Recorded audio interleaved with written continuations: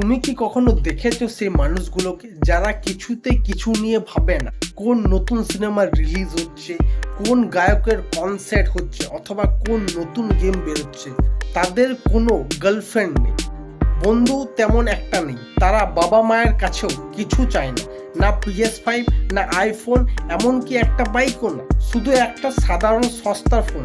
আর তাদের বেশিরভাগ সময় কাটে একা নিজের ঘরে। ওটাই ওদের শান্তি।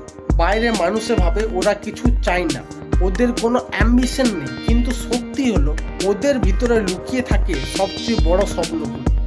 তুমি যদি এই কথাগুলো অনুভব করতে পারো তাহলে তুমি ইতিমধ্যে জানো আমি কি বলতে চাইছি। শোনো, যদি তুমি তাদের মধ্যে একজন হও, মনে রেখো তুমি দুর্বল না, তুমি শুধু আলাদা।